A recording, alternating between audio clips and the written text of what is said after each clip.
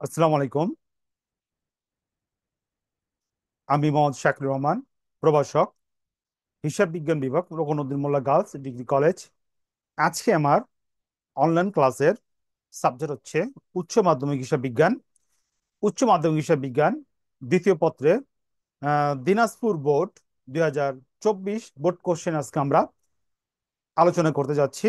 তো আমরা চলে যাই ডিসপ্লেতে।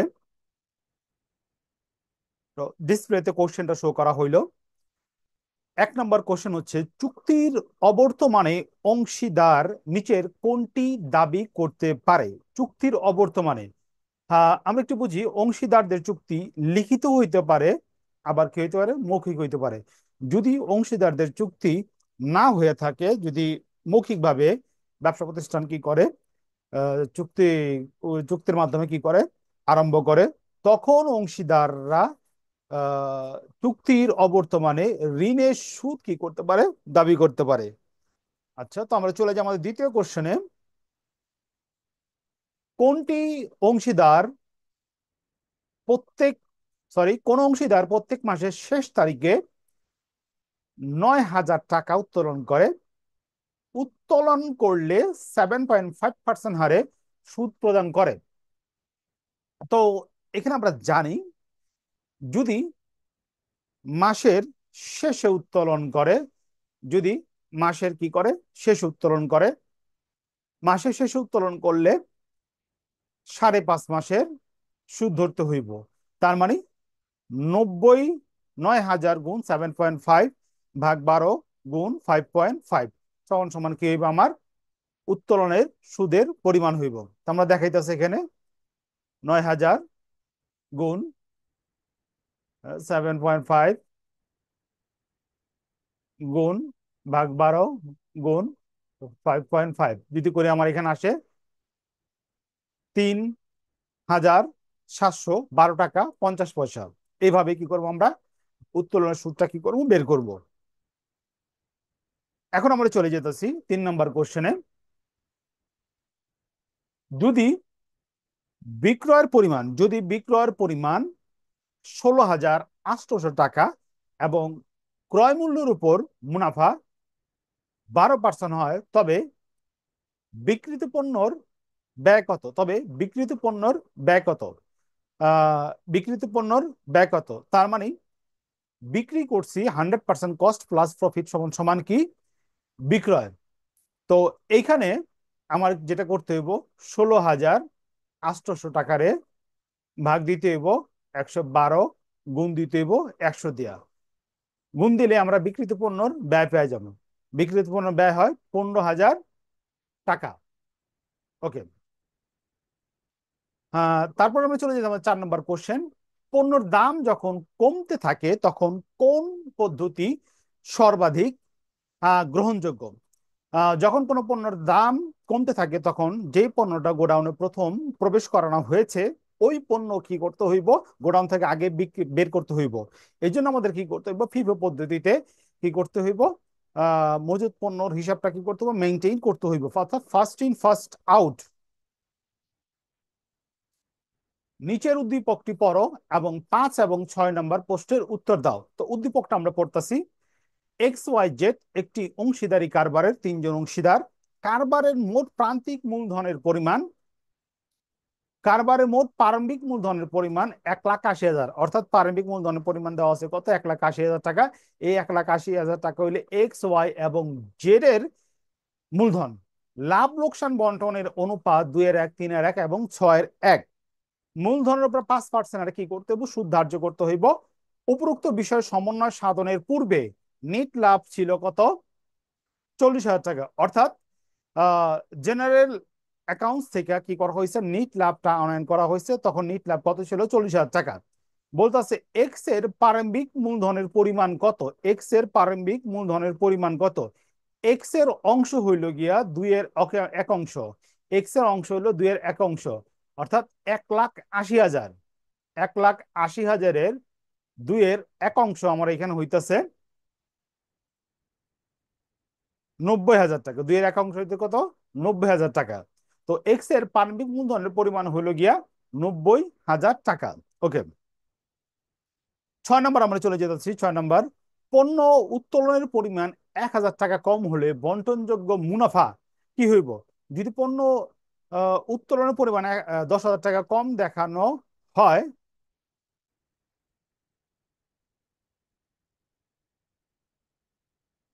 পণ্য উত্তোলনের পরিমাণ 10,000 টাকা কম হলে বন্টনযোগ্য মুনাফার পরিমাণ কত হইবে? বন্টনযোগ্য মুনাফার পরিমাণ হইব 41,000। মেবি এটা এখানে হইব 1,000 টাকা। ঠিক আছে, অর্থাৎ আমরা একটু বুঝি, উত্তোলন করলে মূলধনের পরিমাণ বাড়ে। আমরা উত্তোলন যদি আমরা উত্তোলন না করি, তার মানে কি 1,000 টাকা আমার কি হয়ে যাব? মূলধনের পরিমাণ বাইরে যাব। তার মানে আমার নিট লাভ ছিল কত? 40,000 টাকা। যদি 1,000 টাকা বাড়ে কত হইবে? 41,000 টাকা। মেবি এটা প্রিন্টিং মিস্টেক হয়েছে। 7 নম্বরে চলে যাই আমরা। একটি প্রতিষ্ঠানের স্থায়ী সম্পত্তি 7 লক্ষ টাকা এবং কার্যকরী মূলধন 3 লক্ষ টাকা এবং চলিত দায় 2 লক্ষ টাকা। প্রতিষ্ঠানটির মোট সম্পত্তির পরিমাণ কত? হ্যাঁ, প্রতিষ্ঠানটির মোট সম্পত্তির পরিমাণ হইল গিয়া 1 লাখ। প্রতিষ্ঠানটির মোট সম্পত্তির পরিমাণ হলো 12 লাখ টাকা। 7 লাখ, 3 লাখ, 2 লাখ সবগুলো যোগ করে হবে প্রতিষ্ঠানটির কি মোট সম্পত্তির পরিমাণ।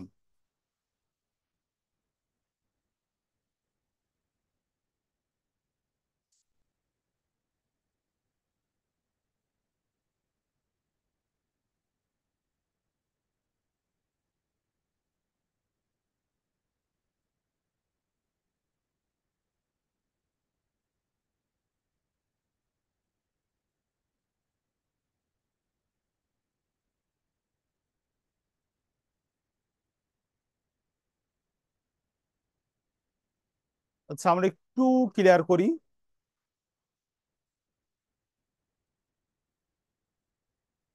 6 নম্বরটার জন্য আমরা একটু বোর্ডে যাই। 6 নম্বরটার জন্য 6 নম্বরটা আহ, চাইছে হলো বন্টনযোগ্য মুনাফার পরিমাণ। তো বন্টনযোগ্য মুনাফার পরিমাণ চাইছে, আমরা বোর্ডে চলে যাই, এটা একটু ব্যাখ্যা দিই আমরা।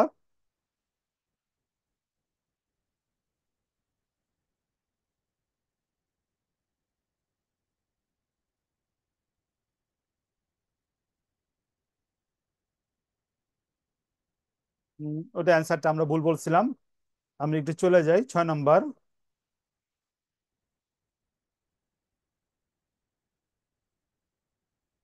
বন্টনযোগ্য মুনাফা সমান সমান নিট লাভ প্লাস পণ্য উত্তোলন,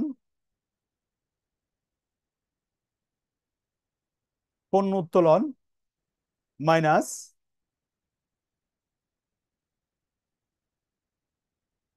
মূলধনের সুদ। মূলধনের সুদ। তো আমরা দেখতেছি অঙ্কতে দেওয়া আছে নিট লাভ দেওয়া আছে 40,000 প্লাস পণ্য উত্তোলন দেওয়া আছে 1,000 মাইনাস মূলধনের সুদ হইল 1,80,000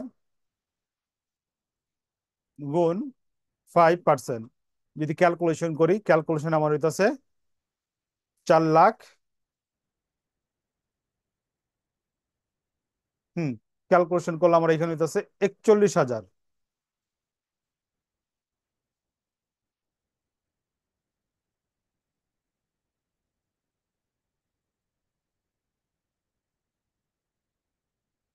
ক্যালকুলেশন করলে আমার এখানে হইতেছে 41,000। ওকে, তো 6 নম্বরের অ্যান্সার হইলো আমার কত? 41,000।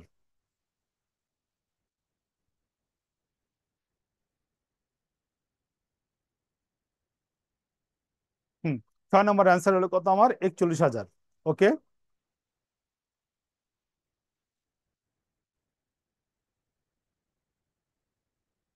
হুম, আমরা 8 নম্বরে চলে যাই। 8 নম্বর কোশ্চেন হইলো আমাদের, উৎপাদন ব্যয় বিবরণীতে মোট ব্যয় নির্ণয়ে সঠিকটি কোনটি? বিক্রিত পণ্যের ব্যয় যোগ বাণিজ্যিক খরচ যোগ করলে আমার হইব মোট ব্যয়। বিক্রিত পণ্যের ব্যয় যোগ বাণিজ্যিক খরচ যোগ করলে আমার হইব কি? মোট ব্যয়। নিচের উদ্দীপকটি পড়ো এবং 9 এবং 10 নম্বর প্রশ্নের উত্তর দাও। লেখা আছে এখানে কবির লিমিটেড 31 ডিসেম্বর তারিখে 2023 সালে বিক্রয় ছিল 5,30,000 টাকা, বিক্রয় ফেরত ছিল 20,000 টাকা, বিক্রয় বাট্টা ছিল 10,000 টাকা, বিক্রিত পণ্যের ব্যয় ছিল 3,75,000 টাকা। মোট লাভের শতকরা হার কত? মোট লাভের শতকরা হার হইব 25%। মোট লাভের শতকরা হার হইব 25%। আমরা একটু বোর্ডে চলে যাই, কিভাবে হইব 25%।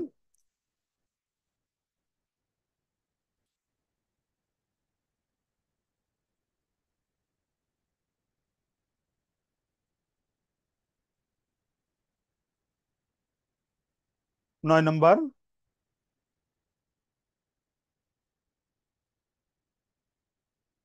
মোট লাভের মোট লাভের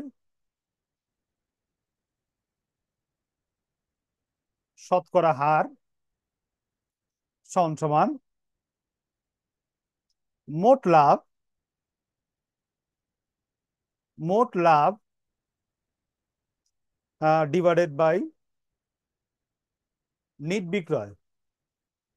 মোট লাভ ডিভাইডেড বাই নিট বিক্রয়। তো আমরা জানি মোট লাভ সমান সমান মোট লাভ সমান সমান বিক্রয়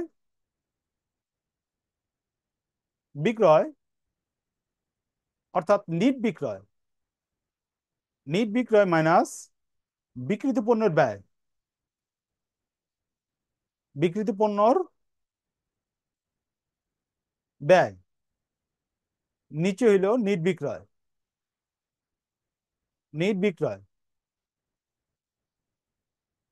সমান সমান।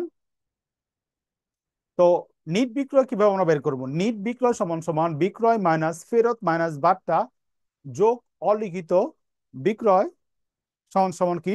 নিট বিক্রয়। তো আমরা এখানে লিখি কোশ্চেনে বিক্রয় দেওয়া আছে আমার 5,30,000 মাইনাস ফেরত দেওয়া আছে 20,000 মাইনাস বাট্টা দেওয়া আছে 10,000 মাইনাস বিক্রিত পণ্যের ব্যয় কোশ্চেনে সরাসরি দেওয়া আছে 3,75,000 টাকা। নিচে নিট বিক্রয় সেমে হইব, উপরে যা লেখছি 5,03,000 সরি 5,30,000 বিয়োগ 20,000 মাইনাস 10,000। ক্যালকুলেশন করলে আমার এখানে আইতাছে, এবং যেহেতু এটা হার, সূত্রে কি করতে হইব? 100 দা গুণ দিতে হইব। ঠিক আছে, ক্যালকুলেশন করলে আমার এখানে আইতাছে 25%। তো আমার অ্যান্সার, সঠিক অ্যান্সার কত? 25%। তো আমরা আবার কোশ্চেনে চলে যেতেছি।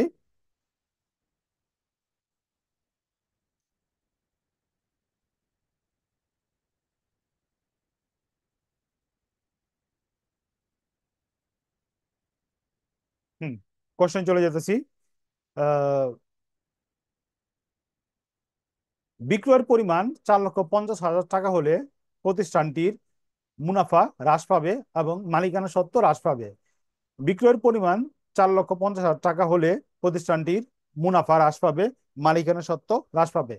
পাবলিক লিমিটেড কোম্পানির ক্ষেত্রে ন্যূনতম সদস্য সংখ্যা কত? পাবলিক লিমিটেড কোম্পানির ক্ষেত্রে ন্যূনতম সদস্য সংখ্যা 7 জন এবং সর্বোচ্চ শেয়ার দেওয়া সীমাবদ্ধ। প্রাইভেট লিমিটেড কোম্পানির ক্ষেত্রে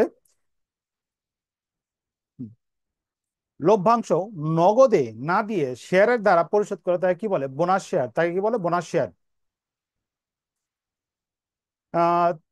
3/4 অংশ বেতন প্রদান 90,000, তার মানে প্রত্যেক মাসে বেতন 3/4 অংশ প্রদান 90,000, অর্থাৎ 3/4 অংশ হলো 90,000 টাকা বেতন প্রদান করা হইলে আমার বকেয়ার পরিমাণ কত? বকেয়া হইল গিয়া 4/1 অংশ। 3/4 দিলে 4/1 অংশ বকেয়া রয়েছে, তার মানে কি 4/1 অংশ হইল গিয়া আমার 30,000। কত? 30,000 টাকা। অর্থাৎ 3 মাসে যদি 90,000 টাকা দেই, তাহলে 1 মাসে যদি বাকি থাকে, তো 1 মাসে পাওনা কত হইব? 30,000 টাকা। এখন আমরা চলে যেতেছি 14 নম্বরে। কর পূর্ব 10%, কর পূর্ব লাভের কর পূর্ব লাভের 10% কর প্রদান করলে কর পরবর্তী নিট লাভে 18,000 টাকা হলে করের পরিমাণ কত? করের পরিমাণ কত? তো আমরা একটু বোর্ডে চলে যাই। নম্বরের জন্য।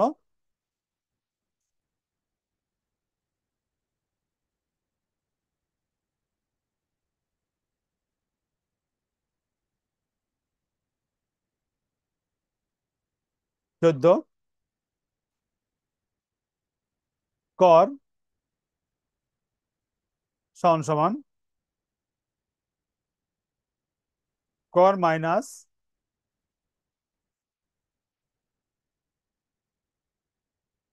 পরবর্তী লাভ, কর মাইনাস মাইনাস না কর পরবর্তী লাভ ইন্টু 100, 100 মাইনাস লাভের অংশ। তো এখানে আমরা একটু দেখি, কর পরবর্তী লাভ ছিল কত? 18,000 গুণ 100, 100 বিয়োগ লাভের পার্সেন্টেজ ছিল কত? 10%, 10%। ক্যালকুলেশন করলে আমরা এখানে আছে 2,000 টাকা। তার মানে সঠিক অ্যান্সার ছিল কত? 2,000 টাকা, যেটা আমরা দাগাইছি।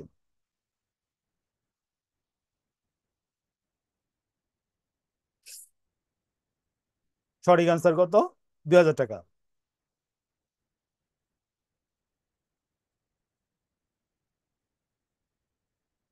একটি পণ্যর ক্রয় মূল্য 800 টাকা, বিক্রয় মূল্য ক্রয় মূল্য 300% লাভে বিক্রয়ের পরিমাণ কত? ওকে, আচ্ছা। তো আমরা জানি লাভ সমান সমান, আমরা জানি লাভ সমান সমান বিক্রয় মূল্য মাইনাস ক্রয় মূল্য, ঠিক আছে? তো লাভ যেটা হয়েছে ওটা 300 কি করছে, 300% ইয়ে করছে। তার মানে 800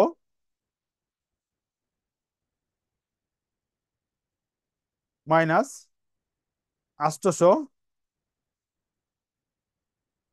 গুণ 300% সমান সমান হয় এখানে আমার 1,600 টাকা। সমান সমান এখানে আমার হয় কত? 1,600 টাকা। ওকে, নেক্সট কোশ্চেন। অ্যাপোলো কোম্পানি লিমিটেডের প্রারম্ভিক মূলধন 6,000 একক, সম্পূর্ণ উৎপন্ন এবং বিক্রয় যথাক্রমে 16,000 এবং 30,000 টাকা। প্রতিষ্ঠানটির উৎপাদনের পরিমাণ কত একক? প্রতিষ্ঠানটির উৎপাদনের পরিমাণ হইল 40,000 একক। কিভাবে 40,000 একক? তো উৎপাদনের পরিমাণ সমান সমান বিক্রয় একক যোগ সমাপনী মজুদ মাইনাস প্রারম্ভিক মজুদ সমান সমান কি? আহ বিক্রয় একক। তো এখানে সরি উৎপাদন, তো উৎপাদন হলে কত? 40,000 একক। কর্মীদের কাজে উৎসাহিত ও উদ্যমী হওয়ার জন্য প্রতিষ্ঠান যে সুবিধা প্রদান করে তাকে কি বলে? বোনাস। তাকে কি বলে? বোনাস। যৌথমূলধনী কোম্পানি মালিকানার অংশ কোনটি? শেয়ার মূলধন এবং সাধারণ সঞ্চিত হইল মালিকানার অংশ। অগ্রিম খরচ কি? অগ্রিম খরচ হইল গিয়া চলতি সম্পদ। অগ্রিম খরচ হলো চলতি সম্পদ। পণ্যর নকশা ব্যয় কোন ধরনের ব্যয়? প্রত্যক্ষ ব্যয়। পণ্য নকশা ব্যয় হলো প্রত্যক্ষ ব্যয়, কারণ যখন এই কস্টিং করা হয় তখন পণ্যের ব্যয়টা কি করা হয়? প্রত্যক্ষ খরচ হিসাবে কি করা হয়? প্রাইম কস্টের সাথে কি করা হয়? অ্যাড করা হয়ে থাকে। নিচের উদ্দীপকটি পড়ে 21 এবং 22 নম্বর প্রশ্নের উত্তর দাও। পদ্মা লিমিটেড প্রতিটি 10 টাকা মূল্যে 5 লক্ষ শেয়ার অনুমোদিত মূলধনে নিবন্ধিত হয়। কোম্পানি 10% বার্তায় কোম্পানি 10% বার্তায় 70% শেয়ার ইস্যু করলে ইস্যুকৃত শেয়ারের সংখ্যা কত? আচ্ছা, এখানে আমরা অনুমোদিত মূলধন কত দেওয়া আছে? অনুমোদিত শেয়ার কত দেওয়া আছে? 5 লাখ। অনুমোদিত শেয়ার কত দেওয়া আছে? 5 লাখ। আচ্ছা, এখানে শেয়ারের সংখ্যা বের করতে বলছে, ঠিক আছে? তো 70%, তো আমরা বলে যাই অনুমোদিত আহ, ইস্যুকৃত শেয়ারের সংখ্যা সমান সমান অনুমোদিত মূলধন গুণ অনুমোদিত শেয়ার গুণ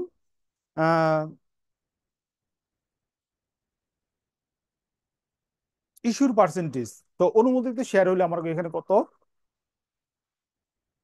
যেহেতু শেয়ারের দাম একটা কম, একক দশক শতক হাজার অযুত 50,000, 50,000 গুণ 70%। একটু ওয়েট করি আমরা।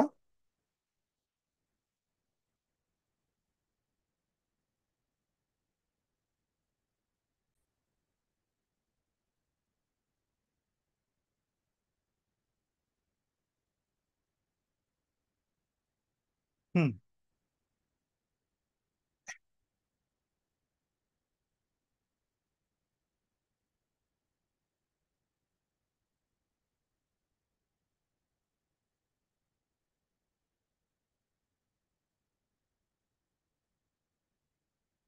ইস্যুকৃত শেয়ারের সংখ্যা। তো এখানে আমরা অনুমোদিত মূলধন ছিল কত, 5 লাখ টাকা। 5 লাখ টাকার 70%, 5 লাখ টাকা 70% হয় আমার কত, 3,50,000 টাকা। ইস্যুকৃত শেয়ারের সংখ্যা। শেয়ার ওভারের পরিমাণ কত, শেয়ার ওভারের পরিমাণ কত।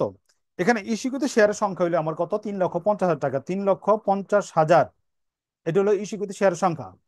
কোম্পানি 10% বারটা ইস্যু করছে, ঠিক আছে। তো 10% ওভার ইস্যু করছে। তো শেয়ারের দাম হলো 10 টাকা, 10% হয় 1 টাকা, 10% কত হয় 1 টাকা। তার মানে শেয়ার ওভারের সংখ্যা কত হইব, 3,50,000 টাকা। বিন কার্ডে উল্লেখ থাকে মালের প্রাপ্তি এবং ইস্যুকৃত মালের পরিমাণ। অ্যান্সার গ।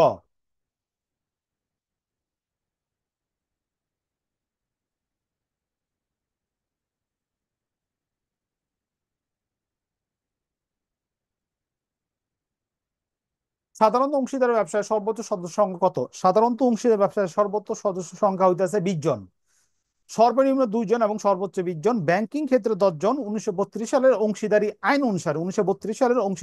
অনুসারে 20 একক পণ্যের উৎপাদন ব্যয় 1,000 টাকা। যদি প্রতিষ্ঠানটি বিক্রয় মূল্য 20% মুনাফার প্রত্যাশা করে, তাহলে একক প্রতি বিক্রয় মূল্য কত, একক প্রতি বিক্রয় মূল্য হইল আহ 62 টাকা। একক প্রতি বিক্রয় মূল্য হলো কত, 62 টাকা। তো আমরা চলে যাই একটু বোর্ডে এটার জন্য।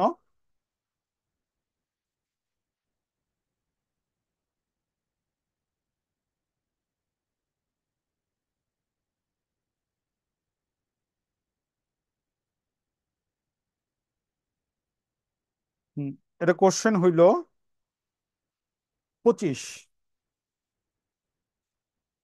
কোশ্চেন হইল 25, একক প্রতি বিক্রয় মূল্য।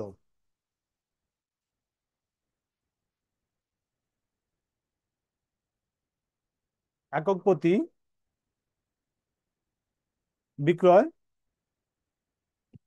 মূল্য সমান সমান একক প্রতি ব্যয়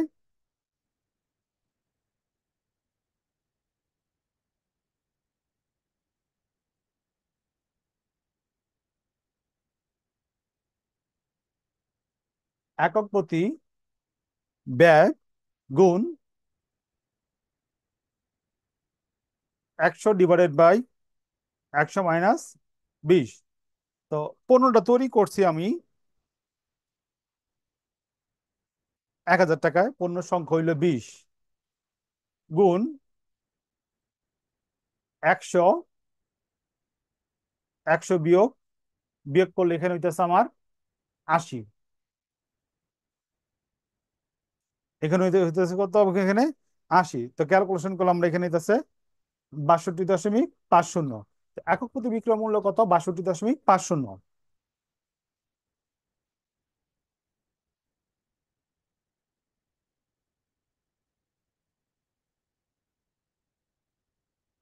হুম। Next question. উদ্দীপকটি পড়ো, 26 এবং 27 নম্বর প্রশ্নের উত্তর দাও। ডিসেম্বর 1, 2023 প্রারম্ভিক মজুদ 500 একক, মূল্য হইল 20 টাকা। 10 তারিখ ক্রয় 300 একক, 25 টাকা মূল্য। 15 তারিখ ইস্যু করছে মাল, ইস্যু মানে বিক্রি করছে 700 একক। 20 তারিখ হইলো গিয়া মাল ক্রয় করছে 400 একক 30 টাকা মূল্যে।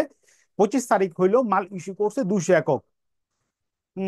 26 তারিখ কোশ্চেনে বলা হয়েছে ফিফো পদ্ধতিতে 15 ডিসেম্বর তারিখে ইস্যুকৃত মালের মূল্য কত। ফিফো পদ্ধতি হলো first in first out. FIFO পদ্ধতি হলো কি, ফার্স্ট ইন ফার্স্ট আউট।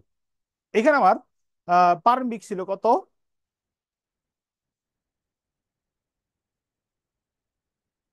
হুম, প্রারম্ভিক ছিল 520 টাকা দরে, আবার ক্রয় করছি 525 টাকা দরে। ক্লিয়ার? 525 টাকা দরে। ওকে। তো এখানে বলতেছে ফিফি পদ্ধতিতে 15 তারিখে মাল ইস্যু করতে 700 একক, তার মানে কি? তো 500 থেকে আমি ইস্যু করুম এবং বাকিটা করুম 100 থেকে, তার মানে 500 × 20 এবং 200 × 25, 500 × 20, 200 × 25 করলে আমার এখানে আছে 25,000 টাকা। 31 তারিখে মজুত মালের উদ্ধৃতির পরিমাণ কত? উদ্ধৃতির পরিমাণ হইবে কত আমার? 300 একক। তো আমরা জানি কি প্রারম্ভিক মজুত পণ্য কত আছে? 500 একক। এরপর আমি ক্রয় করলাম কত? 300 400, 500 যোগ 300 400 বিয়োগ ইস্যু, ইস্যু করলাম কত? 700 একক। বিয়োগ করলে আমার রেজাল্ট 700 একক এবং 200 একক ইস্যু করছি। তো ইস্যুটা কি করুন? বিক্রি দিয়ে দেবো। তো প্রারম্ভিক মজুত পণ্য যোগ ক্রয় বাদ ইস্যু সমান সমান কি? সমপরিমাণ পণ্য। সমপরিমাণ পণ্য এখানে কত হবে আমার? 300 একক। তারল্য অনুপাত দ্বারা পরিমাপ করা হয় চলতি দায় পরিমাপ পরিশোধ ক্ষমতা।